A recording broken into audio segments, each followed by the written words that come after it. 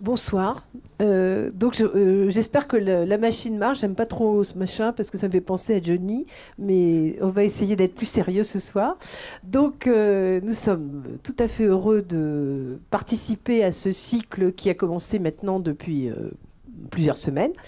Et ce soir, pour parler de Fouquet et de son amour et son intérêt pour les jardins, donc nous recevons Patricia Bouchenaud-Deschamps. Alors Patricia est historienne, écrivaine, je ne sais pas si on dit comme ça, j'aime pas trop, bon, mais elle s'est beaucoup passionnée pour l'œuvre donc d'André Le Nôtre. Et elle a publié en 2013, donc l'année du grand centenaire, une grande monographie chez Fayard. Et elle était l'une des deux responsables organisatrices de la grande exposition qui a lieu au château de Versailles, je crois très spectaculaire et qui a rendu tout à fait compte de la grandeur de l'œuvre de ce personnage tout à fait passionnant. Et puis, à côté d'elle, nous recevons donc Antoine Jacobson. Antoine est responsable du potager du roi. Il est aussi historien de l'alimentation, je crois, au départ. J'ai découvert ça en relisant sa biographie tout à l'heure. Et puis, de l'alimentation, il est passé, au fond, à ceux qui fournissent de quoi manger. Il s'est beaucoup intéressé aussi à l'horticulture et à toutes ces questions liées à l'histoire des potagers à travers les siècles. Donc, ce soir, nous allons essayer de reparler de ces relations tout à fait passionnantes que donc le surintendant Fouquet a pu entretenir avec ces deux grands personnages. Et pour ceux qui n'auraient pas assisté à quelques-unes des conférences antérieures, je vais rappeler que la fameuse date de 1661, apparaît maintenant, je crois aussi bien Christian Petit-Fils que Daniel Dessert ont bien expliqué qu'on est là dans une espèce de grand mythe historiographique et que voilà, il n'y a pas eu quelque chose de tout à fait extraordinaire ce jour-là. Et je voudrais poser la première question à Patricia, parce qu'on a tendance à faire que le grand jardinier André Le Nôtre apparaîtrait dans sa splendeur à ce moment-là dans l'aménagement de Vaux, alors que l'on sait qu'il y avait déjà plusieurs dizaines d'années qu'il travaillait pour Fouquet, et que je pense que c'est intéressant qu'elle nous précise où André Le Nôtre en est de sa carrière au moment du chantier de Vaux. Et par ailleurs, question dans la question, elle avait, au moment de sa monographie chez Fayard, été amenée à revisiter la chronologie de Vaux pour montrer que les choses commencent bien antérieurement à ce que les livres, on a cru pendant très longtemps. Merci. Merci de nous accueillir donc, ce soir. Je suis très heureuse de venir parler de Fouquet des Jardins avec vous, Monique, et avec vous, Antoine. Je suis affolée parce que c'est une question fleuve et donc nous en avons pour 2 jours. Mais on va essayer d'être un tout petit peu concis et de remettre juste peut-être les choses, comme j'aime bien dire, en perspective. Parce que effectivement, quand on met l'un à côté de l'autre des personnages, il faut savoir un peu de quoi on parle. Et c'est vrai que quand on parle de Le Nôtre, la légende est parfaitement liée à celle de Fouquet, parfaitement liée à celle de Lebrun et de Levaux, ces artistes tout à coup né dans la magie d'une nuit de 1661 et transporté, emporté par un Louis XIV jaloux qui va créer tout ce que l'on va voir parce qu'il y a eu Vaux. Alors évidemment, quand on parle de Le Nôtre, eh bien, il faut déjà, je dirais, remettre les pendules à l'heure et présenter d'abord ce qu'il était vraiment, c'est-à-dire un homme d'une immense culture. Et quand nous allons partir parler de Vaux, de la création des jardins, eh bien, effectivement, on va être obligé de se souvenir systématiquement de cette image qui a été prise à l'occasion de l'exposition Le Nôtre à Versailles et qui donne un pâle reflet de ce qu'était un de ses cabinets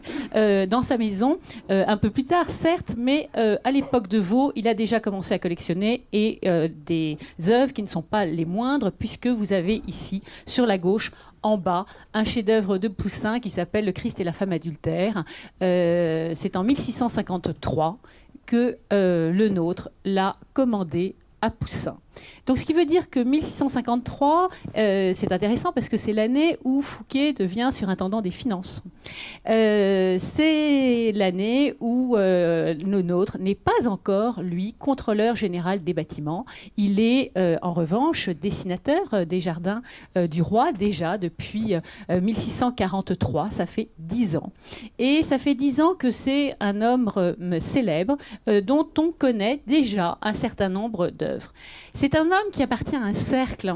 Ce cercle auquel donc Fouquet fait partie, eh bien, on trouve des personnages que vous connaissez bien, Mademoiselle de Scudéry en haut, Madame de Sévigné, Gaston d'Orléans. Alors, j'ai envie de dire quelques présentations et quelques liens. Vous avez donc Gaston d'Orléans, eh bien, on remet une date en place, c'est 1635. 1635, c'est, je dirais, le premier job de notre Le Nôtre, puisqu'il entre au service de Gaston d'Orléans pour dessiner et entretenir ses jardins, entre autres à Blois.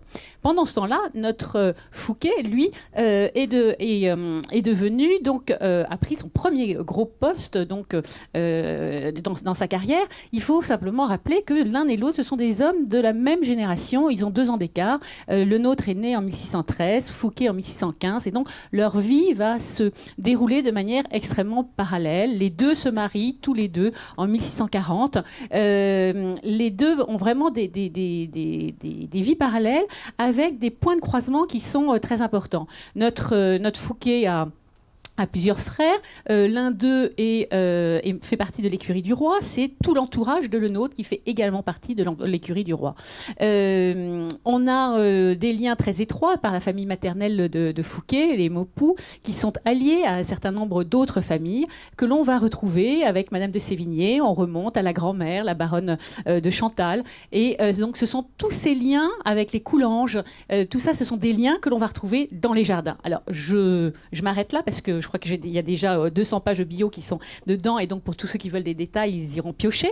Mais pour arriver à ce chef-d'œuvre de Vaux-le-Vicomte, ce magnifique tableau que les Vauguier ont eu la gentillesse de nous prêter à Versailles au moment de l'exposition, c'est un tableau qui, j'ai envie de dire, résume bien l'histoire. C'est-à-dire qu'on ne voit pas de potager, on ne voit pas tellement les jardins, et on est plus tard, puisqu'on est au moment où Marie Lexowska vient visiter ces jardins.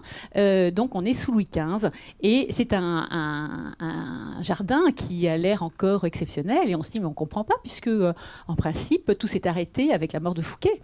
Or aujourd'hui nous avons encore un jardin, et si on le prend aujourd'hui, parce que j'aime bien faire les petits montages photos, on se rendra compte que, eh bien, si on se met au même emplacement, on voit tout de suite que les images sont trompeuses, et c'est à partir de ces images trompeuses qu'il faut essayer de décortiquer toute une histoire de jardin, et c'est ce qu'on va essayer de faire ensemble. Alors peut-être que après ce rappel déjà de cette grande activité de Le Nôtre avant vous, hein, on peut dire que c'est vraiment le moment d'épanouissement de son premier grand chef-d'œuvre. On pourrait demander à Antoine de nous rappeler, parce que si Le Nôtre est connu et on essaye quand même de faire qu'il soit connu. Si Antoine peut nous rappeler à grands traits, nous donner quelques précisions sur la figure de la Quintinie, et de nous dire, c'est un personnage relativement peu connu à travers les archives, donc il peut nous rappeler un peu les traits principaux de cette figure, et où il en est quand il arriverait à Vaux. Bonsoir. Quand est-ce qu'il arriverait à Vaux? C'est déjà une des questions. Disons que Patricia vient de donner une des portes d'entrée. Dans le cas de la Quintinie, il ne va pas arriver lui-même de par sa famille. Il il est né dans une famille notable dans les Charentes. Il va faire ses études chez les Jésuites à Poitiers.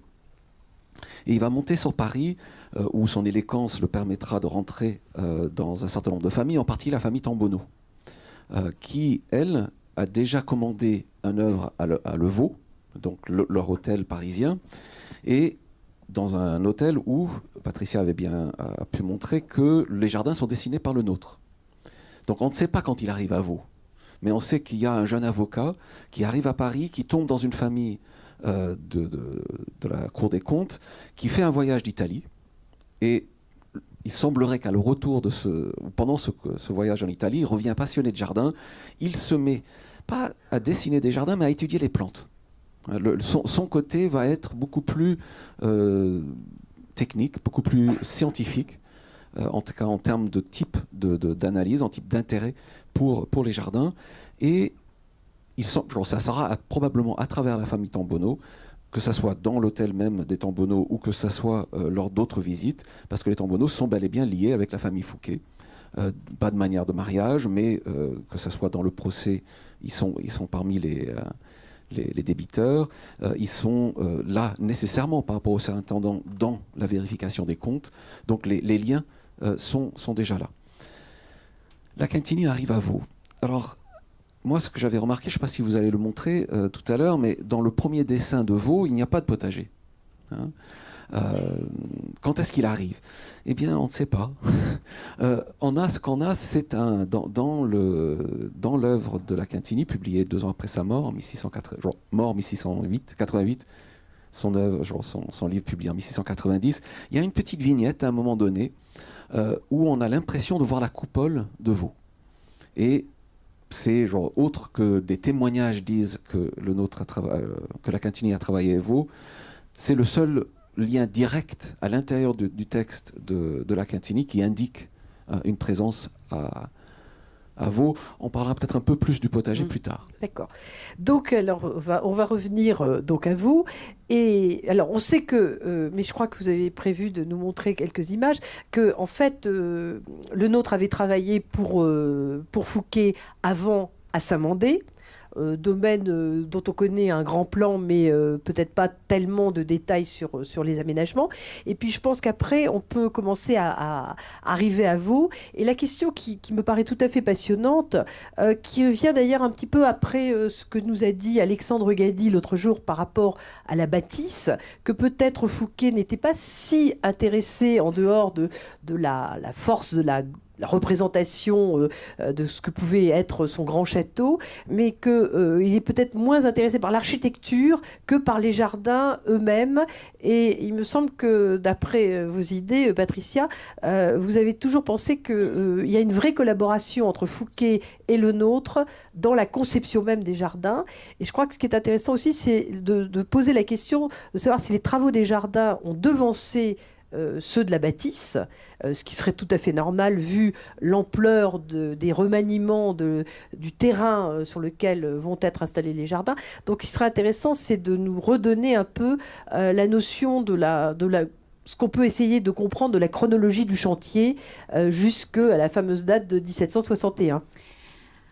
Alors là, on aborde un terrain glissant. Vous me direz que c'est normal quand on parle de terrain.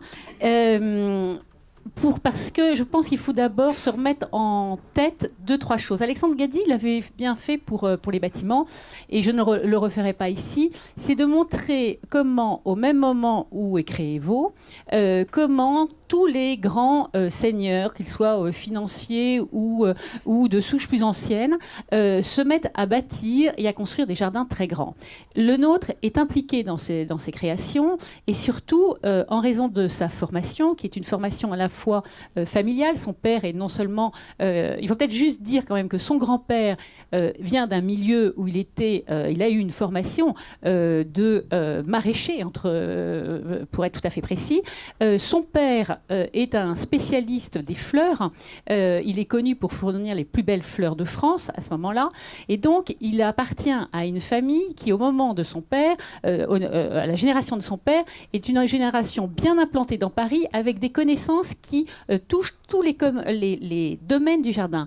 Et en plus, à l'époque, il n'y a pas cette séparation aussi stricte que l'on en va avoir plus tard, à partir des années 1660, où le potager est vraiment un domaine à part. Il y a encore des jardiniers qui travaillent tant au jardin fruitier qu'au jardin fleuriste ou aux autres jardins. Donc ça, c'est quelque chose qui est important à mettre en perspective. Quant à Le Nôtre, son père aurait pu se contenter de lui donner une formation de jardinier et de dessinateur. Et ce qu'il va faire, c'est aller beaucoup plus loin. Il va l'envoyer chez Vouet, chez Simon Vouet qui rentre d'Italie. Et chez Simon Vouet, il va apprendre quelque chose de nouveau. Il porte d'abord l'art du dessin et de la peinture beaucoup plus loin que ses prédécesseurs, puisque on sait que quand il accompagnera Louis XIV sur les frontières, il va donner des dessins comme l'ont fait Lebrun et Van der Meulen, donc c'est dire sa capacité à dessiner. Mais surtout, c'est quelqu'un qui va apprendre chez Vouet à jouer avec les grands concepts de l'époque, qui sont des concepts d'optique et donc de perspective, qui sont pratiqués par un certain nombre de scientifiques à Paris. Et donc c'est la raison pour laquelle, si on n'a pas beaucoup de traces entre notre La Quintinie et notre Le Nôtre, ce qui est intéressant, c'est que l'un et l'autre sont des savants.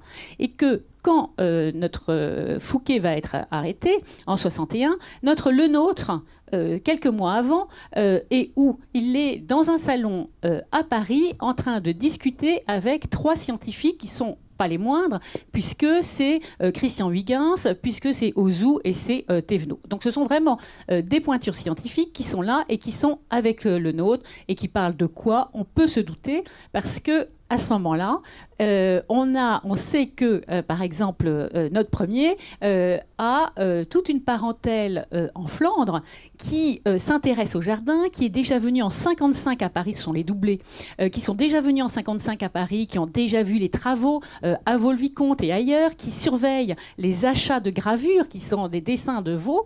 Et donc, on voit bien que déjà avant 60, on s'intéresse à Vaux-le-Vicomte, on vient d'interroger Le Nôtre sur ce qui se passe là-bas, et on commence à copier, ce qui veut dire qu'à Klingendel, donc dans les Flandres, on a un jardin où des gens cultivés se renseignent et vont prendre des idées en France. Donc ça, c'est la première chose. Alors, on a parlé donc d'optique, d'anamorphose. Qu'est-ce que ça donne ? Eh bien, on a une curieuse chose quand même dans la chronologie des jardins de Le Nôtre, c'est l'abbaye de Livry. Ce dessin est à la BNF et nous montre quelque chose d'absolument curieux et d'unique qu'on n'a pas avant. D'abord, il a la particularité d'être daté 1642 et c'est bigrement intéressant pour notre question que je n'oublie pas. Les débuts de Le Nôtre à Vaux. On est en 42, le dessin fait, ce qui veut dire qu'on est projet ou présentation, peu importe, un dessin maladroit mais extrêmement intéressant qui nous montre 2 parterres en forme qu'on va retrouver dans les œuvres de Le Nôtre, avec une gigantesque anamorphose au premier plan, qui est un manifeste absolument incroyable, dont on a la confirmation par les témoignages d'Olivier Lefebvre d'Ormesson, qui, en 1943, au moment de la mort de Louis XIII, raconte comment il passe une après-midi avec Gaston d'Orléans et Le Nôtre dans une même pièce. Et de quoi parle-t-il ? Ils sont tous liés avec des sujets scientifiques, puisque Olivier d'Ormesson, par sa sœur, est allié aux Coulanges. Les Coulanges, c'est l'abbé commanditaire de cette abbaye de Livry, et c'est l'oncle d'une petite fille qui est la future Madame de Sévigné. Donc je fais un peu bref et concentré, mais vous voyez tous ces personnages qui gravitent dans des milieux où on cogite sur des nouvelles formes de jardin. Alors, dans son brevet de dessinateur, j'aurais dû l'enlever, on s'en fiche, mais on parle de son expérience extrême et sa très grande capacité, et son expérience déjà en 1943, et son expérience, on l'a sur des lieux qui sont comme le Rincy, où on a déjà quelque chose d'extrêmement important. Au Rincy, on est donc déjà dans les années qui sont antérieures, on est dans les années 40-50, où on voit quelque chose d'assez considérable qui se développe là sur le plan. Et si vous regardez le Rincy, eh bien, c'est un ensemble de 200 hectares avec au milieu un parterre. Alors, j'ai dû marquer quelque part le nombre d'hectares parce que moi et les chiffres, à chaque fois, je m'en mêle les pinceaux. Le parterre doit être de l'équivalent, je ne veux pas vous dire de bêtises, mais je vais en dire une, je pensais l'avoir noté. Le parterre fait déjà plusieurs hectares. On est à 2 hectares sur le Rincy. Voilà, 2 hectares. Donc, une perspective extrêmement longue avec un bassin dont la forme va se retrouver dans différentes relations, dans différentes réalisations de Le Nôtre, un immense parterre qui est jeté et qui donne surtout sur une vue tout autour, où on a quand même 200 hectares qui se déploient tout autour, de jardins qui sont créés à ce moment-là. On est donc dans cette période pré-Vaux, pendant Vaux. On va y revenir. On a un autre exemple. Là, on est chez Henri de Même. On est à Roissy. Donc là encore, magnifique dessin qui en plus est annoté de la main de Le Nôtre, qui donne un certain nombre de conseils et de préconisations, avec à nouveau cet immense parterre que donc vous voyez au milieu, avec ce bassin, la manière dont il est situé, et ces motifs tels qu'ils sont créés. On voit un certain nombre donc, de choses qui se passent à la même époque. 45, nous sommes à Fontainebleau, le grand parterre de Fontainebleau, de l'Orangerie. Alors là, on n'a pas l'Inquintini, on est beaucoup trop tôt, mais ce fameux parterre qui est d'une taille extrêmement importante, on est aussi autour de 3 hectares, qui est entièrement remanié par Le Nôtre. Et donc ça, pour le service du roi, donc en l'occurrence la reine. Vous voyez d'ailleurs entre les deux représentations combien il faut se méfier de toutes ces représentations. Suivant le point de vue qui est adopté par le peintre ou le graveur, on a une représentation plus ou moins exacte de ce qu'est le parterre. Alors, on est surtout en 1661, début 61, on est surtout avec Le Nôtre qui achève le plus grand parterre du monde, qui est celui de Fontainebleau, ce grand parterre de 9 hectares, qui va rejoindre le canal qui donc existait déjà, donc, qui a été fait sous Henri IV, et qui rejoint l'étang. Voilà le savoir-faire de Le Nôtre à ce moment-là. Alors, nous arrivons à Saint-Mandé. Saint-Mandé, j'ai envie de dire, c'est facile, Saint-Mandé. Parce que Saint-Mandé, on a un plan, on a surtout des dates extrêmement précises. On est donc fin 53, on est en 54. Et donc, on sait que c'est tard dans cette carrière. On a un plan magnifique. Saint-Mandé se dresse face au château de Vincennes. Ça permet à Fouquet donc, d'être directement en contact avec la famille royale. Et on est sur quelque chose d'assez modeste. On ne sait pas grand-chose, mais on en sait suffisamment pour comprendre ce qui se passe à ce moment-là. C'est-à-dire qu'on est Fouquet a donc racheté 2 maisons qu'il a progressivement agrandi. On n'a pas un grand château. Surtout, il fait construire modestement juste un seul étage pour pas irriter le roi. Et on a quelque chose d'extraordinaire qui se déploie dans les jardins, qui va être déjà célébré à l'époque. Et puis alors là, je rends la parole à Antoine, puisqu'on a un incroyable potager qui est représenté ici, donc sur votre droite, sur l'écran. Donc je laisse peut-être Antoine commenter Encore une fois, on n'a pas de document par rapport à Saint-Mandé ou une présence de la Quintini, mais c'est vrai qu'on est dans les mêmes dates. C'est-à-dire que 1653, la Quintini arrive sur Paris, intègre une maison qui est en relation directe avec Fouquet. Et la question que je me pose, genre, en quelque sorte, et en vous écoutant, c'était la question de la relation de Fouquet aux sciences. S'il s'intègre, s'il s'intéresse à ce qui se passe sur son terrain, à vous, ou sur, on va dire, son jardin modeste de Saint-Mandé, de quoi est-ce qu'il parlerait avec la Quintini, de quoi il parlerait avec Le Nôtre, avec Le Nôtre peut-être plus facilement. Voilà. Alors c'est là où je pose la question qui va nous ramener. Alors, je ne sais pas si vous aviez encore quelques images à nous montrer avant vous, mais c'est vrai. J'aurais juste voulu apporter une précision. Alors, la première, c'est effectivement, il y a quand même le médecin de Fouquet qui est un spécialiste de la circulation sanguine, donc circulation des plantes. Je pense que si la Quintini est dans les parages, il aura certainement échangé avec lui. Ce qui est étonnant, c'est qu'en fait, Saint-Mandé, il y a une orangerie donc, qui est considérable, qui est donc sur la gauche. Sur la gauche, on a la prisée faite au moment de la saisie des biens de Fouquet, montre qu'on a quand même 200 orangers. On est sur des valeurs extrêmement importantes, puisque la valeur de ces 200 orangers, on est sur 6800 livres, alors que la collection de médailles de Fouquet, qu'il a hérité de son père et qui est réputé très connu, a une valeur de 1000 livres. Et alors, pour donc, les orangers, 7 fois plus. Et puis, je veux pas la ramener avec Le Nôtre, mais sa collection de médailles, elle, sera d'un montant 18 fois supérieur. Donc c'est pour vous dire l'intérêt de Lenôtre pour les arts. On est en 54-55 à Saint-Mandé. Pendant ce temps-là, il se passe des choses.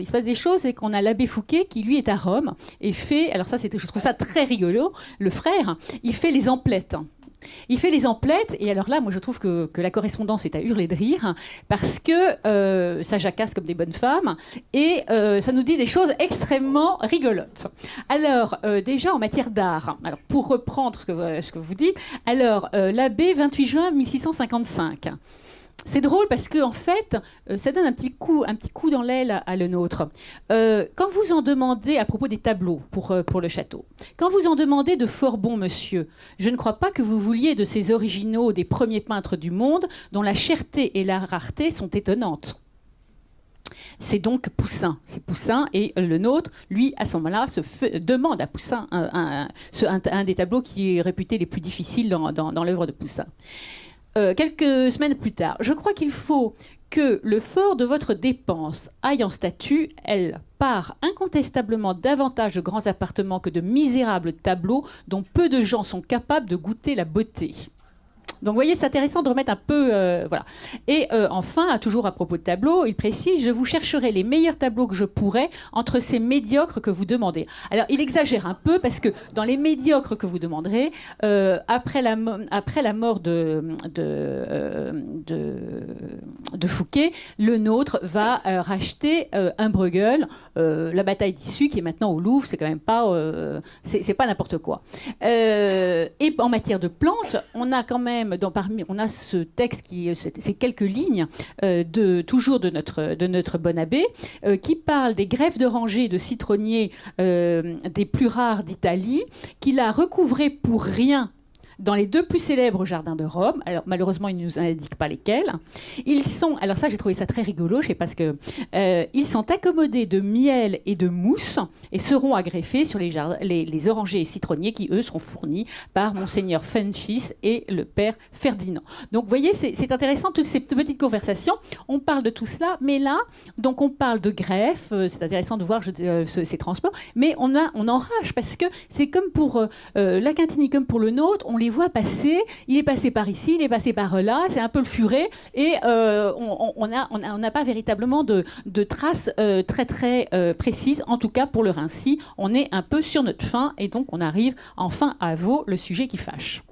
Alors donc, peut-être que maintenant qu'on est arrivé à Vaux, mais ça je pense qu'il était vraiment nécessaire de savoir qu'il avait fait quand même des choses bien avant, ça serait peut-être de nous rappeler, non pas de rentrer dans le détail, l'analyse de cet endroit qui est très compliqué, et puis que quand même beaucoup je pense, de ceux qui sont parmi nous ont eu l'occasion de visiter, mais je pense que c'est intéressant de nous rappeler les grands traits du parti d'aménagement général du lieu, qui transforme cette topographie d'une façon quand même assez radicale, et donc de nous rappeler ici, peut-être justement au moment où il est dans la pleine maîtrise de son style, quelle est cette manière de Lenôtre, et effectivement, on comprend très très bien pourquoi la légende historiographique s'est greffée autour de ce lieu, parce que par rapport à tous ces endroits qui ont disparu, que vous nous avez montré, qu'il s'agisse du Rincy, qui devait être aussi un endroit tout à fait exceptionnel, tout d'un coup, par des hasards merveilleux, et aussi peut-être la présence de descendants très inspirés, nous avons quand même conservé la majorité de ce qu'on pouvait sans doute voir à l'époque, même si beaucoup de statues ou d'éléments décoratifs ont disparu, la structure est encore là. Alors c'est ce qui je dirais, est le plus frappant dans les œuvres de Lenôtre, que ce soit Vaux, Versailles ou d'autres, c'est cette structure qui reste, parce que finalement, quand nous allons admirer ces jardins, chacun sait, connaît le côté éphémère d'un jardin. Une plante, ça vit, et donc ça grandit et ça meurt, et donc c'est un végétal en perpétuel mouvement. Donc ce qui nous reste, ce sont des structures, et les structures permettent de répondre à votre question, qui est la question de la datation. On s'accorde à dire que autour de 1652-1653, nos travaux ont déjà largement commencé à Vaux-le-Vicomte. En 1652, l'ouvrage donc de Claude Mollet qui paraît avec une dédicace donnée pour Fouquet, et on parle déjà de celui qui est capable de faire surgir les plus merveilleux jardins de la Terre. Donc, ce qui veut dire qu'on s'est déjà en mouvement, même si on n'a que des factures à partir de 53, il s'est passé bien des choses avant. Vaux a été acheté début 41. Que s'est-il passé? On avait un vieux château qui était sur la gauche de celui-là, construit, et donc on entend parler donc de travaux. Lors de son procès, il a dit qu'il aurait commencé dès 1640 à faire des travaux. Alors, tout cela est disputé, on n'a pas véritablement de facture exacte, etc.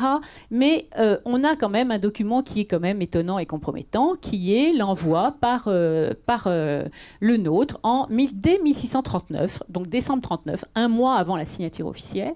On a notre le nôtre qui envoie un jardinier qui s'appelle François Marcel en apprentissage à Vaux-le-Vicomte. Donc, c'est un premier point qui est intéressant. Et surtout que c'est François Marcel qui va être chargé de l'entretien de ces jardins avec un cousin de le nôtre, Antoine Trumel. Donc, tout ça, c'est une affaire de famille qui commence assez tôt et il faut passer au plan. Alors, je ne sais pas si avec les spots, on le verra bien, mais c'est un plan. Alors, je vous dis tout de suite, ça n'est pas un plan de la main de le nôtre parce que vous pensez bien qu'il n'allait pas à la mimine tirer la langue toute la nuit à dessiner les petits arbres qui sont le long des allées et dans les bosquets. C'est un magnifique plan de Degaut. Et juste pour le plaisir, regardez bien donc cette structure, puisqu'on en parle, donc une structure magistrale qui nous est donnée ici, avec cet ensemble de 400 hectares, avec un jardin d'une trentaine d'hectares, et avec ce canal au milieu, donc qui canalise la rivière de l'Ancueil, et puis une autre rivière qui a été déviée, qui traversait donc complètement le jardin, donc qui partait du nord, le nord est en bas, donc qui allait vers le midi, qui rejoint l'extrémité du canal et qui a été canalisé sur la gauche pour suivre le terrain et permettre l'alimentation en eau par système gravitaire du jardin, comme on va le voir ici. Donc, regardez ce canal avec cette fameuse poêle et on se fait juste plaisir 2 secondes et on regarde d'autres dessins du même Degaut, de la même famille. Donc, ce sont les beaux-frères, neveux, etc., qui font partie de cet atelier Le Nôtre qui travaille, puisque notre Le Nôtre, bien évidemment, n'est pas tout seul, même si on sait qu'il avait une chambre dans le château de Vaux où il laissait ses affaires. Ce n'est pas dire qu'il est modeste et qu'il n'est rien du tout. Ce personnage qui a une pièce pour laisser ses affaires en 61, c'est quand même, entre-temps, il est devenu contrôleur général des bâtiments du roi, bâtiments, arts et manufactures. Alors, si on regarde les autres, eh bien, c'est Chantilly. Regardez donc c'est l'ampleur de ce canal avec cette tête de canal. Et donc, c'est également donc, des dessins donc, des Degaut. Donc, des magnifiques présentations. Et nous avons un autre canal que je voulais vous montrer, c'est celui d'Annette. Également, donc, un dessin donc, de l'atelier de Le Nôtre, donc, par les Degaut. Et donc, nous revenons ici sur notre plan de Vaux. Je vous ai mis à côté un autre petit crowbar que j'aime beaucoup, qui est fait par Tessin. Donc ça vient de Stockholm. Donc j'ai tiré des petits traits pour que vous repériez à peu près le canal reporté et ce que Tessin montre, en fait, lui s'arrête assez vite dans le dessin. Il ne montre pas l'ensemble du parc. Il a relevé la première partie, celle des jardins, avec tous les détails. Et donc ça fait partie de cette série de plans dont on dispose pour essayer de comprendre un peu cette œuvre. Mais un plan ne dit jamais les élévations, les volumes, etc. Et donc, il faut que l'on aille un peu plus loin pour en savoir plus. Alors, ces grands effets, cette grande perspective, elle est magistralement illustrée dans ce dessin de Sylvestre. et qui montre tout de suite d'emblée la force en fait de ce dessin, qui est à la fois qui est génial par sa simplicité extrême. Cette simplicité extrême avec ces grands axes que l'on sait très bien faire déjà depuis le père de Lenôtre, mais qui là acquiert des forces incroyables par l'ampleur du parterre et la diversité. C'est-à-dire qu'on est dans des fausses symétries. Vous avez à gauche le bassin et le parterre de la couronne, à droite le jardin à fleurs. On ne voit pas ce qui sera plus tard le potager, et on aimerait bien savoir quand il a été créé, parce que on n'a pas de date non plus. Donc voilà, on a des factures sur la création donc de toutes ces parties au fur et à mesure, avec des morceaux de contraste qui nous permet donc de recréer tout ça. Alors on regarde là le jardin, on voit une immense perspective, on n'a pas encore ce relief. Et on n'a pas encore ce modèlement, tous ces travaux de terrassement qui sont nécessaires. Et ces travaux de terrassement, on sait qu'ils ont été gigantesques. On sait qu'ils ont été gigantesques parce que déjà, il a fallu raser le village de Vaux, son église, son cimetière. 2 hameaux y sont passés également. Tout ça, ça a été recouvert de terre. Donc ce sont des travaux absolument considérables. Il y avait, on le sait, jusqu'à 900 personnes sur ce chantier. C'est donc un très, très, très, très gros chantier avec des très grands remuements de terre. Si on reprend des photos aujourd'hui, comme gentiment Alexandre de Vogüé, je ne sais pas s'il est là, m'avait permis de le faire du clocher, on retrouve cette vision d'en haut qui n'est pas celle d'un visiteur. Donc vision extrêmement séduisante, extrêmement trompeuse, qui nous montre déjà qu'on ne voit pas jusqu'au bout. On est happé par l'immensité de ce parterre, avec les bassins qui viennent ponctuer tout cela, en sachant qu'aujourd'hui, il y a beaucoup moins de bassins qu'il n'y en avait à l'époque. Et on ne voit pas ces différences de niveau qu'il faut retrouver véritablement, comme pour tous les jardins de Lenôtre. C'est en marchant qu'on comprend comment fonctionnent les jardins de Lenôtre.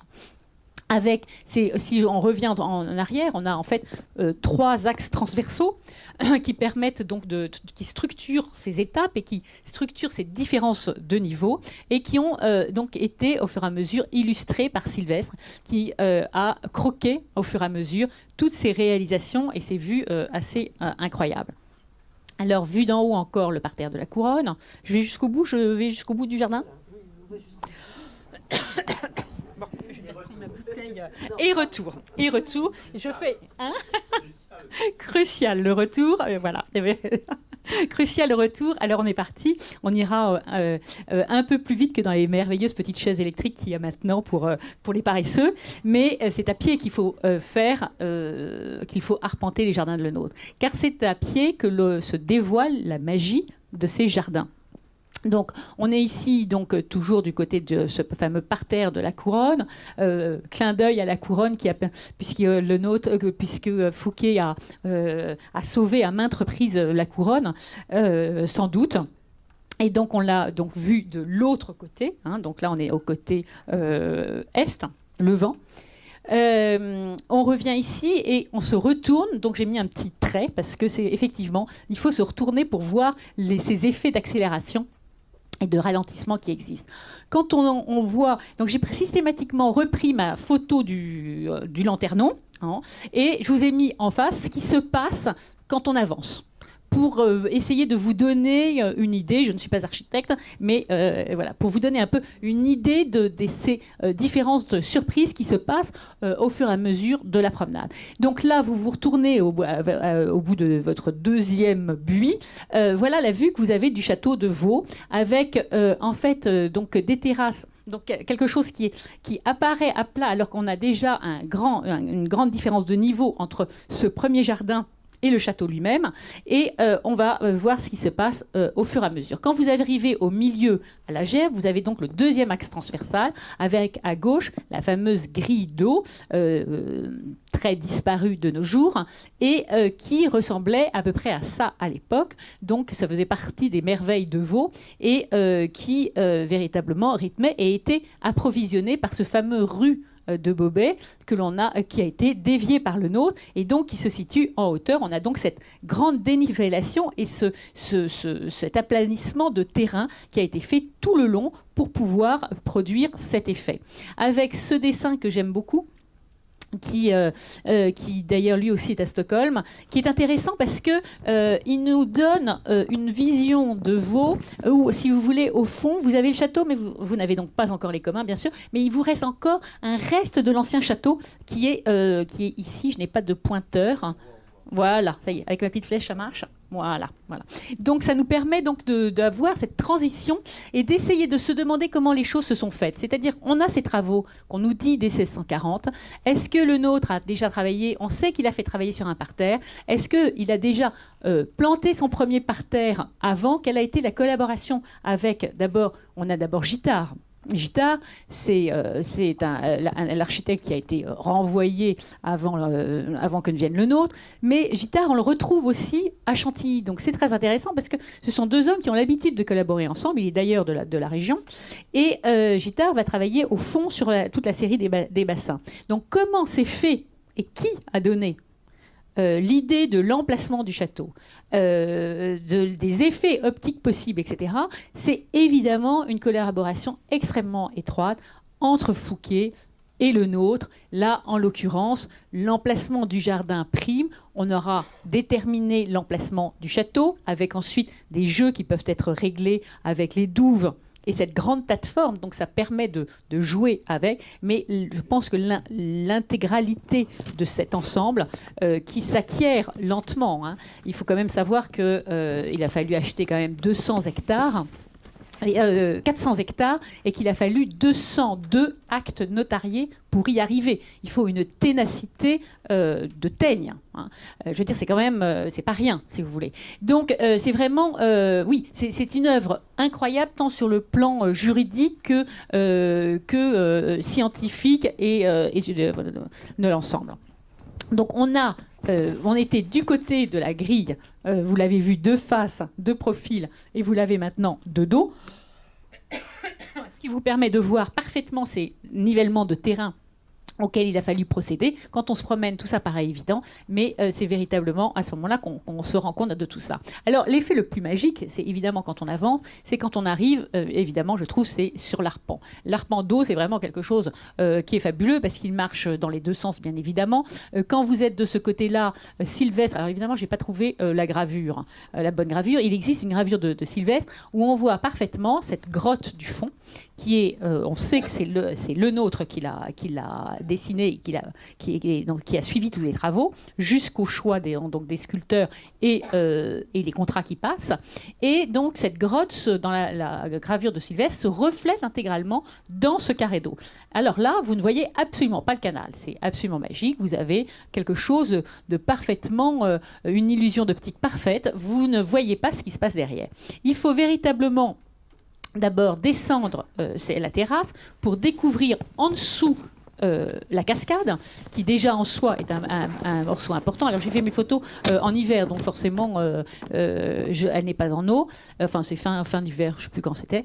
Donc cette cascade qui en soi est déjà très impressionnante, mais c'est surtout qu'il faut avoir fait le tour du canal pour véritablement la découvrir, et on a perdu notre pan d'eau et on a le château qui a l'air de reposer sur cette cascade qui semble, dont le mur semble le porter. Même effet que l'on va retrouver à Versailles au fur et à mesure qu'on avance. Hein, quand on va du canal vers le château, il arrive un moment, au moment de la tonne, où on a véritablement le château qui est posé, et il y a toute une partie donc qui disparaît.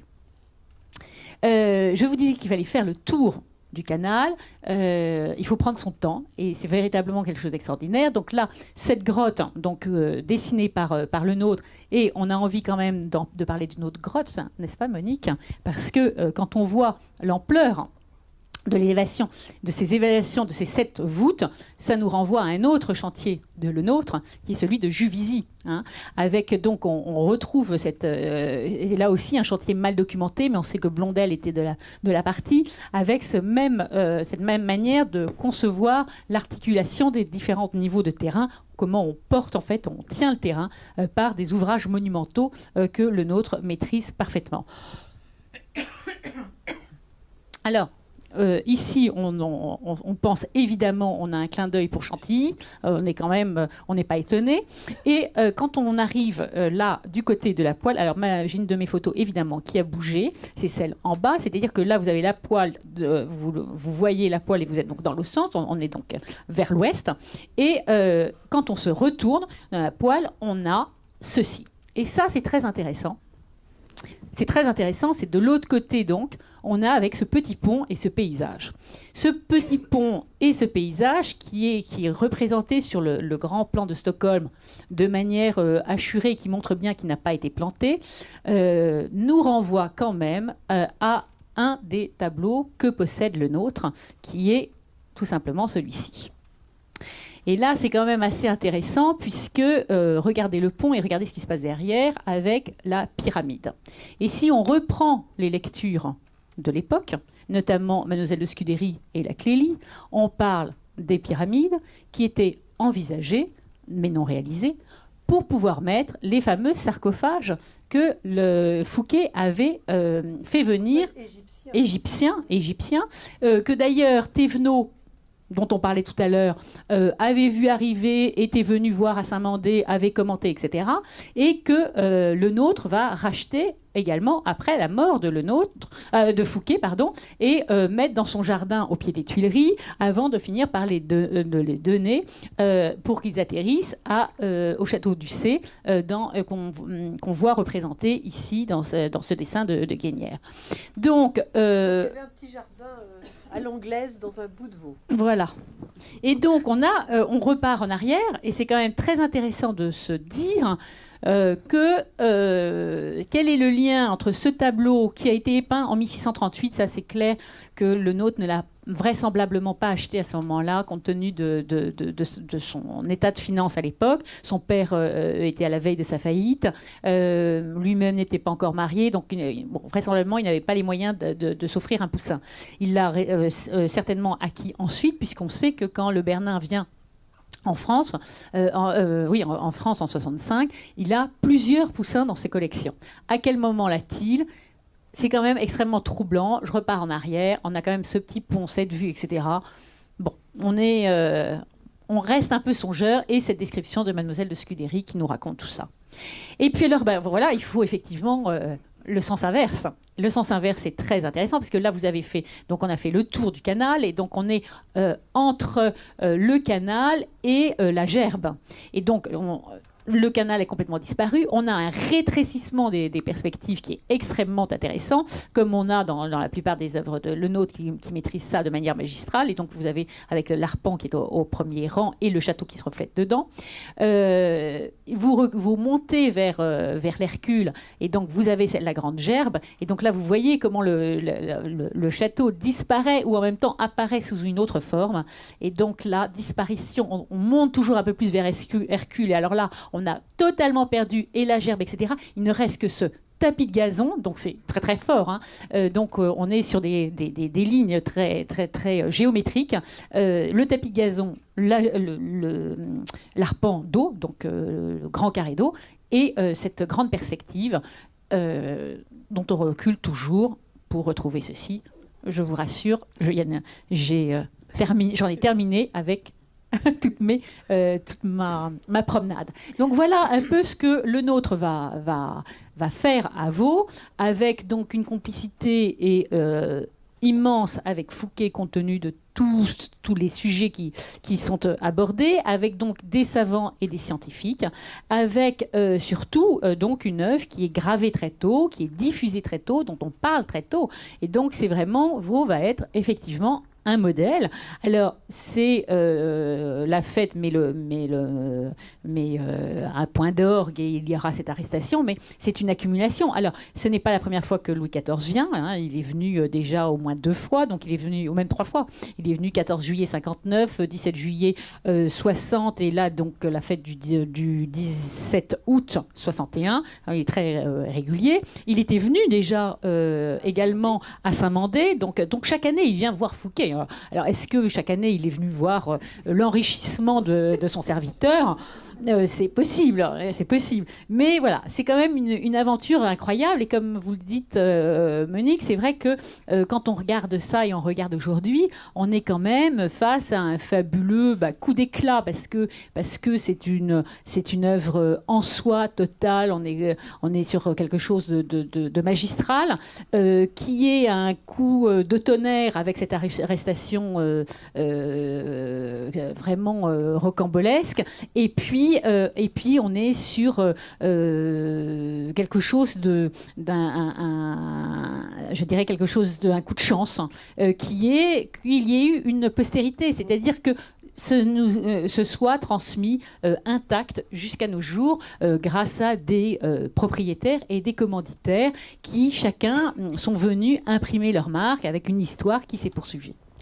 Alors, comme il a été question là, de la vision, de cette extraordinaire maîtrise de la géométrie, de l'optique, etc., de le nôtre, qu'on connaît par ailleurs, je pense qu'on peut demander aussi à Antoine, par rapport à la figure de la Catini, aussi l'apport que la Catini a pu amener en matière de sciences, à la fois de connaissances botaniques et horticoles, et puis aussi de certaines innovations techniques liées à la culture sous châssis, de rappeler qu'on est dans un moment où cet art des jardins aussi est accompagné par des découvertes scientifiques, enfin des avancées scientifiques tout à fait passionnantes et pas seulement anecdotiques, parce qu'on sait très bien que c'est lié à l'envie de Louis XIV de manger des figues et des petits pois, mais je pense que ça va quand même un petit peu au-delà.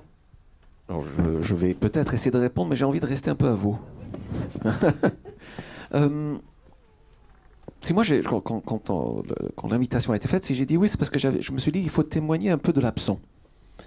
Mais l'absent pas seulement à vous, l'absent d'ailleurs. Comme dans les plans que Patricia avait montrés au début, genre une présence de jardin nourricier, de jardin potager et fruitier dans tous ces domaines qu'aujourd'hui on retrouve peu. Qu'on retrouve peu et que là on fait cette traversée extraordinaire de cette structure, mais comment est-ce que c'est la seule visite à faire? Quelles sont les autres visites à faire? Et comment est-ce que les autres parties fonctionnent avec le reste? Sur l'image suivante, si je me souviens bien, non, c'était votre dernière. Voilà. Il y a quelque chose dans cette relation, dans la création de le nôtre, qui est, comme Patricia le rappelait, aussi lié aux techniques de l'époque, lié aux questions générales scientifiques. Et c'est là peut-être où la Catini, que ça soit à Vaud ou ailleurs, et j'aimerais bien réussir d'une manière ou d'une autre de parler un peu plus de Vaud et du potager de Vaud, mais où la Catini fait un apport.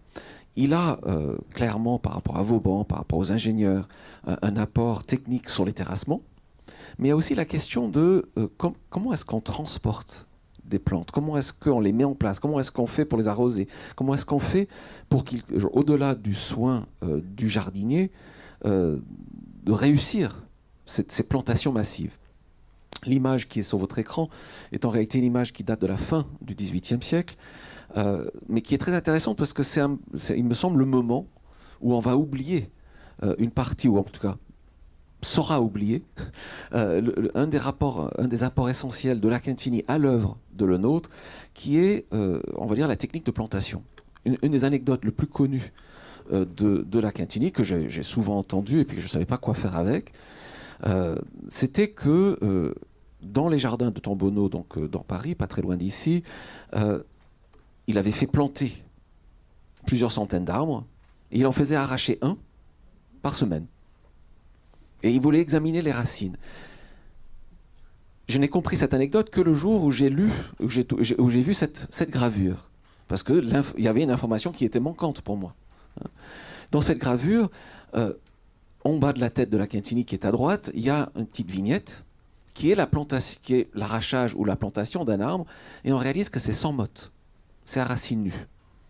Et on voit bien dans les contes de Versailles ou dans les contes, genre sur vos contes, je ne sais pas, mais sur Versailles, c'est vrai, il y a des moments où il y a des grands arbres amenés en motte, mais il y a aussi un moment où il y a, aussitôt qu'on quitte les alentours du château, propre, genre ce qui est le plus près du château, on découvre des plantations d'arbres petits.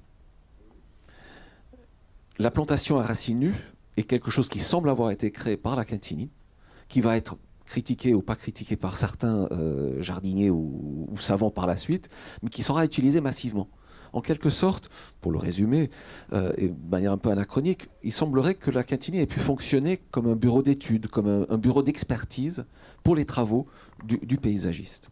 Si je reviens sur le nôtre et la Quintini à Vaux proprement dit, quand on a pu voir ce dessin que Patricia a montré, donc pas aujourd'hui, si aujourd'hui, qui est du premier dessin de Vaux, il n'y a pas de potager.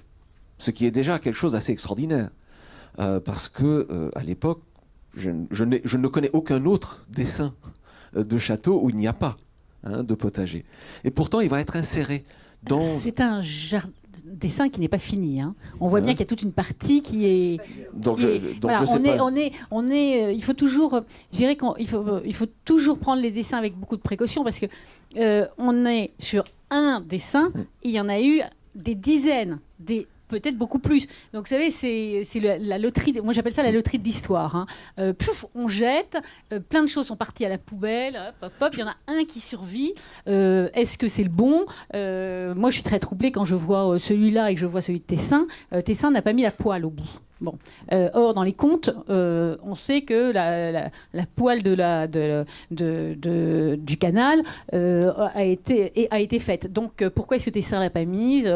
Est-ce qu'il avait goûté des trop bons légumes du potager et du coup, il n'avait plus sa tête ? J'en sais rien. Mais en tout cas, voilà. Il faut qu'on soit très prudent sur ces dessins. Le potager était peut-être déjà tout à fait... On ne voit pas comment un grand domaine peut fonctionner sans potager. Ça ne marche pas. Donc, il a certainement bougé, il n'a peut-être pas le caractère magique et monumental, mais on le voit en 1705, sur un plan que j'ai pas là, on voit le potager de Vaux qui est magnifique, il a une taille incroyable. Mais ce que j'avais noté dans l'exposition que vous avez fait avec Georges Farhat au château, c'est qu'il y avait je n'ai repéré dans aucun des dessins de le nôtre la présence d'un potager. Je me suis toujours posé la question, ou plutôt en visitant l'expo, je me suis posé la question, est-ce que c'est parce qu'il sait qu'il y a quelqu'un d'autre qui va venir le faire avec lui, donc il ne le dessine pas La place pas du potager est réservée. Donc, par exemple, à Versailles, on sait que le premier potager, le potager de Louis XIII, était déjà dans les jardins, à l'intérieur. Et ensuite, on aura un autre potager dans Versailles avant d'avoir le grand potager actuel. Ce qui m'intéresse à Vaux, c'est sa forme. Oui. Et c'est le fait qu'il n'est absolument pas sur le modèle de celui qu'on verra par la suite à Sceaux ou à Versailles, mais qu'il est plutôt, en tout cas j'aurais tendance à même s'il est encore très différent, mais à le comparer à celui de Chantilly, c'est-à-dire qu'il est tout en longueur, avec assez peu, dans les dessins qu'on a, ou dans ce qu'on peut visiter aujourd'hui, il y a assez peu de murs finalement, et il n'y a pas ce dessin classique de potager avec un bassin central et des carrés autour. Hein. Et je trouve ça intéressant par rapport à Fouquet, par rapport à l'intérêt et on va dire à l'innovation que représente ce jardin, que le potager ne ressemble pas à d'autres. Hein. Et c'était ça que je voulais en l'évoquer, hein, en longueur. Je voudrais vous montrer le potager ici, de Saint-Mandé. Hein. Qui lui est plutôt classique. Hein. Magistral, très très important, un bassin au milieu, ce qui est assez... mais qui n'est pas le modèle de Vaux. Mais qui n'est pas le modèle de Vaux. Et qui pourtant, et ce modèle-là, genre celui qui est sur Saint-Mandé, c'est le même qu'on va retrouver dans la plupart. Hein, genre avec l'orangerie d'un côté, plutôt au midi, et le potager plutôt au septentrional, derrière les écuries et les communs. Ce qui m'intéresse là, c'est aussi par rapport à Fouquet, c'est dans le sens de Fouquet dans ses jardins. Nous, on vient de faire ce tour avec vous dans Vaux. Est-ce qu'on a des témoignages sur le tour qu'en faisait Fouquet ? J'en avais parlé un tout petit peu avec Monique avant de venir. Je m'étais posé la question aussi par rapport à Fouquet, par rapport à ce jardin, le peu de présence religieuse, sachant que les jardins au milieu du XVIIe siècle sont très liés au monde religieux, que ce soit du côté janséniste. Et je ne sais pas s'il y a quelqu'un dans le public qui pourrait y ajouter, mais peut-être à la fin, quelle est la relation de Saint Vincent de Paul, quelle est la relation des lazaristes au jardin ? Car toute la famille de Fouquet est, on va dire, intimement lié avec le mouvement autour de Vincent de Paul. Et voilà, genre, comment est-ce que ce jardin s'insère dans sa conception même de sa vie ou de sa manière de bouger? Voilà. Tout ça, c'est bien. C'est vrai que je n'ai pas du tout parlé des primeurs ou de la taille fruitière. On y arrivera peut-être. Voilà, mais alors oui, peut-être on peut revenir. Alors juste une petite question pour un peu avancer dans notre présentation. Alors, par rapport à l'histoire du lieu, est-ce qu'on sait où en étaient les jardins lors de la fameuse fête de 1661 parce que est-ce que les jardins étaient, on peut dire, finis? On sait que, au moment où Louis XIV va récupérer quand même les artistes qui travaillaient déjà pour lui, en fait, donc c'est pas. Mais il va quand même récupérer un certain nombre de choses à Vaux. Il va récupérer des végétaux, il va récupérer des statues, y compris, jusque, si je me souviens bien, aux carpes qui se trouvaient dans les douves, enfin dans les bassins, puisqu'on sait que Louis XIV avait une passion absolue pour les carpes. Les carpes, c'était des poissons chinois. Enfin bon, et puisqu'il a fait dresser, il y a un grand album à la Bibliothèque nationale aux estampes, des portraits des carpes de Louis XIV, absolument magnifiques. Donc, comment, enfin, voilà, qu'est-ce qui se passe à ce moment-là, voilà, immédiatement ou tout de suite après l'arrestation? Alors, là aussi, la légende a noirci le portrait. Alors, je dirais que tout le monde s'y est mis. Anatole France, Alexandre Dumas, enfin bon, tout le monde s'y est mis. Et quelle est la réalité? Alors, la réalité, elle est beaucoup plus pragmatique, elle est beaucoup plus simple. Le domaine, d'abord, a commencé par être séquestré. Et donc, il est mis sous séquestre entre 61 et 69. Et ça n'est qu'en juillet 65 qu'un certain nombre de jeunes arbres sont enlevés. Alors, il semblerait que le potager gigantesque ait servi plus ou moins de pépinière à un moment donné est transporté à Versailles. Voilà, point barre, ce qui a été réellement emporté, et c'est effectué par Antoine Trumel, qui est en plus le frère de Marin. Marin étant le jardinier en chef à Versailles, chargé de l'orangerie et de toute une partie du parc à cette époque-là. Donc voilà où on en est. Ce qui va se passer, c'est que tant que le jardin est sous séquestre, il va être à peu près protégé. Dès que les séquestres vont être levés, en fait, il va être pillé par d'abord le fontainier Robillard qui va se servir abondamment au point que la plupart des éléments des fontaines vont disparaître à ce moment-là. Donc ça, c'est la période. Donc en fait, il faut être très clair, 61-69, domaine mis sous séquestre, il est en quelque sorte protégé. Ensuite, donc, ce n'est qu'en 73 que Madame Fouquet, après avoir remboursé les dettes, etc., récupère l'intégralité du domaine, et elle va avoir affaire à des difficultés financières qui font qu'elle va être obligée de vendre un certain nombre de choses. Et la plus grande vente, c'est en 83, où elle vend pour 19 800 livres les 11 termes donc les grandes statues de Poussin, dessinées par Poussin, qui vont partir pour Versailles. Donc, on est obligé de remettre quand même cette légende en place. Cette légende, en plus, va s'accentuer, puisqu'ensuite, il va y avoir une vraie dégradation avec le temps des jardins, et qui vont être sauvés ensuite par la famille Sommier. Bon, c'est une autre histoire qui recommande. Mais donc, voilà. Donc, ces jardins qui ont été pillés par le roi, c'est faux. C'est très bien de remettre les choses en pour les carpes, je ne sais pas. Est-ce que il a récupéré les carpes? Est-ce que les carpes étaient en danger, toutes celles abandonnées Alors peut-être que, puisqu'on en est quand même à des choses un peu plus pragmatiques, alors quand même Antoine, ça serait bien de raconter un petit peu quand même ce que ce qu'on cultivait dans le potager du roi, quelles étaient vraiment les demandes du roi, alors je n'étais pas présente à la conférence où il était question de Vatel, puisque voilà, c'était aussi très important, puisqu'il a aussi travaillé pour Fouquet, mais quand même nous donner un petit peu de quoi imaginer les besoins de la table du roi, et comment du surintendant avant, qu'est-ce qu'il fallait produire quotidiennement. Alors, je ne sais pas si je sais faire le saut, là.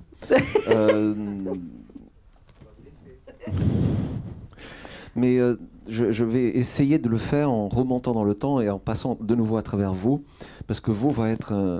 il y a une culture fruitière sur Vaud qui va être assez particulier en la fin du XVIIIe, début du XIXe siècle, c'est les pêchers.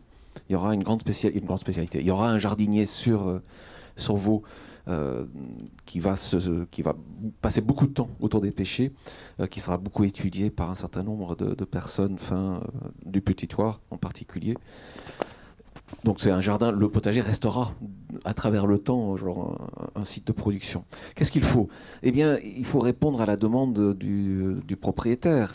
Dans le cas de Fouquet, on a peu de documents que je sache par rapport à ses goûts. Dans le cas de Louis XIV, on en a un peu plus. Donc on sait qu'il voulait absolument avoir des asperges. Donc nous, actuellement, je ne peux pas résister à le dire.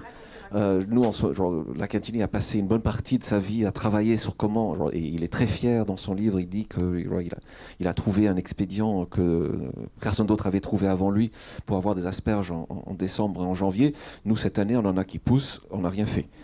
On a mangé des asperges juste avant Noël. Ça m'inquiète plutôt qu'autre chose.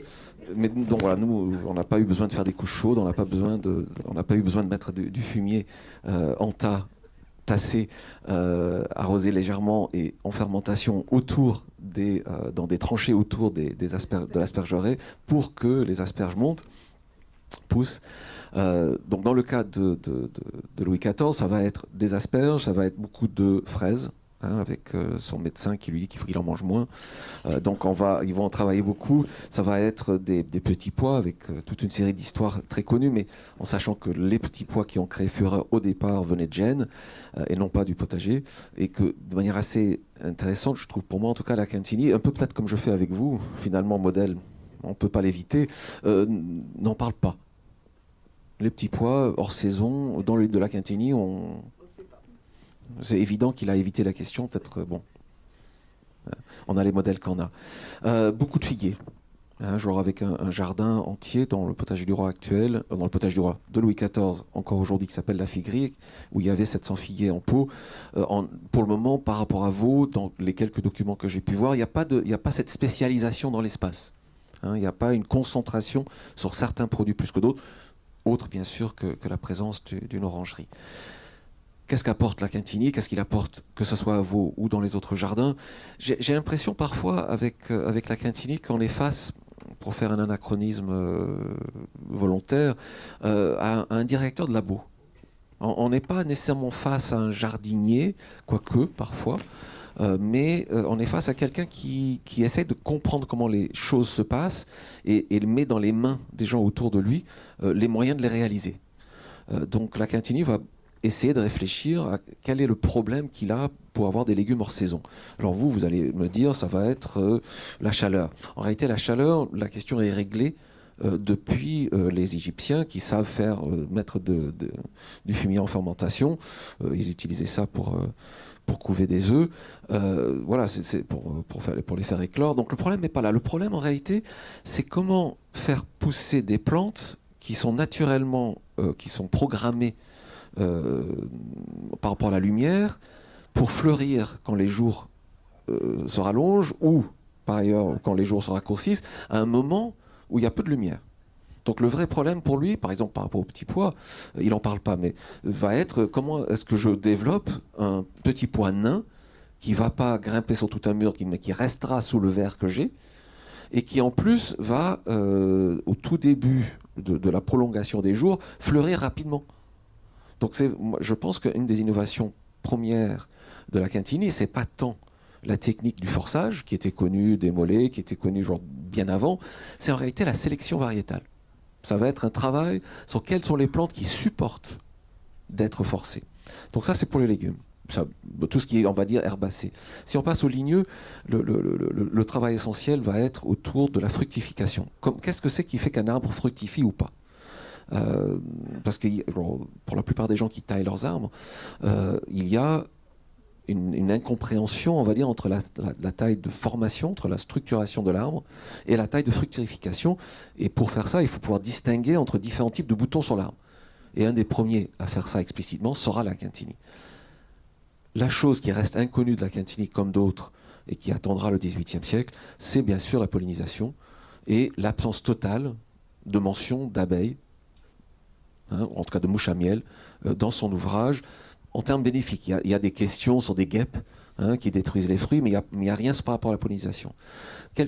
En quelque sorte, ce que la Quintini apporte, que ce soit au Potager du Roi ou que ce soit ailleurs, c'est un peu ce que j'ai déjà dit, mais je vais le redire différemment, c'est une pensée par rapport à la croissance des plantes et la possibilité de le faire, oui, avec une obligation de résultat, mais en se disant que si je réussis à produire 5 litrons de petits pois, j'aurais déjà fait beaucoup, et non pas en produire une centaine. Bon, merci. Alors, je pense que peut-être qu'on va s'avancer un petit peu vers... Oui, j'aurais juste une petite... Oui. En vous écoutant, je pensais à la chose suivante, c'est quand même 61, au moment de l'arrestation de Fouquet, c'est un jardin qui vient tout juste d'être terminé, et qui n'a, pour ainsi dire, pas servi dans la vie quotidienne. C'était un lieu en chantier, et ça explique peut-être sans doute pourquoi ce potager n'était pas en fonction à ce moment-là, parce que ce n'était pas non plus un lieu de résidence, puisque Fouquet habitait surtout Paris et surtout Saint-Mandé. Et par contre, Saint-Mandé, on voit bien, voilà, le potager tel qu'il est représenté montre bien un potager qui, lui, est utilisé. Surtout s'il reçoit tout le temps. On sait combien toute la société a été reçue. Donc si elle a été reçue, elle a été aussi nourrie. Et donc, c'est juste à côté.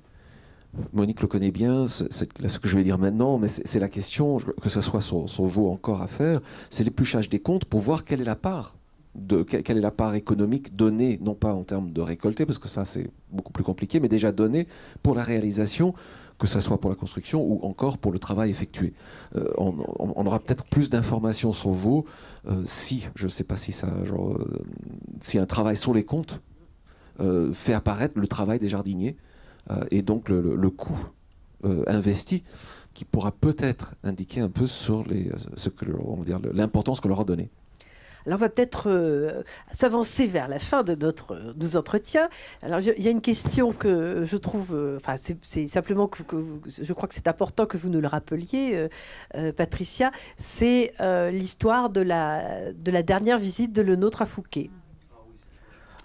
Alors, je dirais que cette dernière visite à Fouquet, c'est quelque chose d'extrêmement émouvant, parce que c'est véritablement l'histoire d'une fidélité, puisque Lenôtre n'a pas eu la chance d'aller jeune en Italie, et qu'il est parti tard. C'était donc en 1679.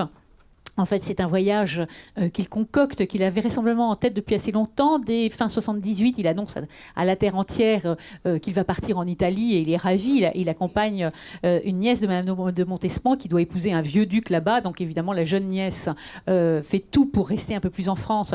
Et alors que Lenôtre s'impatiente de partir et à la grande inquiétude de ses commanditaires, que ce soit le roi ou Condé à Chantilly. Et il part enfin, après bien des mésaventures, il va partir fin avril, début mai. C'est important la chronologie parce que ça lui permet de faire un certain nombre de choses encore en France. Et il part à ce moment-là et il va faire donc un tour d'Italie qui va se terminer par Turin, où il va aller voir, tout un tour en bateau. Il embarque à Marseille, il fait du cabotinage, il passe par Gênes, etc. Et donc il arrive donc à Rome, donc par mer. Et là, il va au retour. Il est à peine arrivé en juillet, il fait une chaleur épouvantable, donc tout le monde a quitté Rome. Et Colbert, qui suit ce voyage comme le lait sur le feu, parce que Lenôtre a quand même une triple mission, il n'est pas là pour se balader. Sa triple mission, la première, c'est de regarder si on peut prendre des idées pour les jardins. La seconde, qui est plus intéressante et plus étonnante, c'est de surveiller la formation des élèves peintres et sculpteurs à l'Académie de France à Rome, et de donner son avis sur l'éducation à cette époque-là. Et donc, il va retrouver son neveu, Claude Desgaux. Et puis, troisième point, il va également rencontrer le pape, ce qui est assez curieux dans un contexte diplomatique qui est un peu tendu. Et puis, donc, j'en étais au pape, parce que c'est quand même un contexte politique fort, et c'est quand même incroyable, parce que ça montre aussi toute ce ce Lenôtre qui sait ce qu'est la cour et à qui faut-il raconter une histoire pour qu'elle arrive bien jusqu'au roi et surtout que tout le monde en parle. Il écrit évidemment sa rencontre à Bontemps, le valet de chambre, qui évidemment va faire pia-pia et évidemment au pied du roi et toute la cour saura comment Lenôtre a été reçu par le pape. Et puis le dernier point, c'est la fameuse statue de Louis XIV qui avait été commandée au Bernin. Bien évidemment, c'est pas la première fois que Lenôtre et le Bernin se rencontrent. Ils se connaissent bien puisqu'ils se sont rencontrés à plusieurs reprises en 65. Et le rôle du Bernin a été très important dans le déclenchement, l'accélération des travaux à Versailles à la suite de sa visite. Donc c'est un vrai voyage d'études et c'est quand même un homme qui n'est plus jeune. Donc 79 moins 13, ça fait quoi? Ça fait 66 ans. À l'époque, nous on est jeunes à cet âge-là maintenant. À l'époque, c'était quand même un bel âge. Et donc, au bout de même pas 15 jours, Colbert lui dit dépêchez-vous, rentrez, le roi vous attend. Et donc, j'aime bien raconter qu'en fait, ce qu'il a fait, il a coupé son portable, il cesse de répondre aux lettres de Colbert et il va poursuivre son voyage, remonter donc effectivement par Florence, Venise, Mantoue, etc. Et il fait tout un circuit en Italie. Il ne donne des nouvelles de lui que arrivé à Venise pour dire qu'il a encore des choses à faire et à voir et qu'il n'arrivera pas avant le mois de novembre-décembre à Versailles. Donc c'est dire quand même la liberté qu'il peut avoir.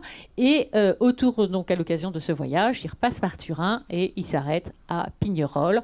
Il va être une des dernières personnes à rencontrer Fouquet. Fouquet va mourir, octobre, donc quelques mois plus tard, Fouquet meurt. Cela va déclencher la colère de Louvois, dont on a encore la trace dans une lettre. Et surtout, ça montre cette étonnante fidélité d'hommes qui se connaissent depuis toujours. Donc, c'est vraiment une très très longue histoire. Et il faut que ce soit une véritable amitié pour qu'il ait pris le temps d'aller voir Fouquet et on aimerait être la petite souris pour entendre ce qu'ils ont pu se dire, tant bien sûr en matière de jardin qu'en matière d'affaires politiques et en matière d'histoire de l'art en général. Alors la dernière question, c'est une question plus esthétique, enfin plus liée à l'esthétique du temps, c'est que dont on sait à quel point La Fontaine est resté fidèle à Fouquet, puisqu'il n'est jamais allé à la cour de Louis XIV, il en a pâti beaucoup dans sa carrière, et que La Fontaine, dans le texte qu'il commence à écrire, on a des fragments, je pense, à partir de 59, il écrit le Songe de Vaux, donc c'est une commande tout à fait dans l'esprit de faire connaître ce chef-d'œuvre commandé par Fouquet. Et donc, dans le Songe de Vaux, dans un des extraits, on a un moment où les 4 fées apparaissent donc pour débattre sur... alors, ces 4 fées sont en fait des allégories des 4 arts qui ont le plus contribué à l'ornement du domaine. Il y a la peinture, Apellanire, l'architecture, Palaciane, la poésie, Calliope, et puis, d'une façon tout à fait extraordinaire par rapport à la hiérarchie des genres académiques qui existait au XVIIe siècle, on voit apparaître Orthésie, qui est l'intendante des jardins. Et donc, on peut considérer que, quelque part, c'est à Vaux-le-Vicomte que, pour la première fois, on voit apparaître une allégorie de l'art des jardins qui voudrait dire que tout d'un coup, il y a une intuition pour faire que l'art des jardins devienne un art à part entière, à l'égal de la poésie, de la peinture et de l'architecture, qui étaient les grandes formes artistiques depuis l'Antiquité. Et donc là, il y a une espèce d'apparition ou de revendication de l'art des jardins qui apparaît à Vaux, et je pense que c'est symboliquement très fort, et donc je crois que ça mérite d'être souligné. D'être souligné, et là je dirais que j'en veux un peu à Lenôtre. J'en veux un peu à Lenôtre parce que si c'est le personnage aussi puissant qu'il a été, parce que tout montre dans sa carrière qu'il a eu une intimité avec le roi extrêmement forte, j'ai envie de dire, il y a une chose que je lui reprocherai un jour quand on se retrouvera là-haut, je lui dirai, mais c'est quand même incroyable. Louis XIV aimait la danse, il a créé une académie de la danse.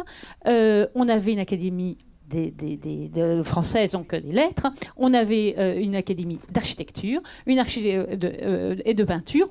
On n'a pas d'académie des jardins. Je crois qu'on peut Voilà. Je crois qu'on peut vraiment remercier nos deux intervenantes ce soir pour avoir partagé leur amour des jardins avec nous.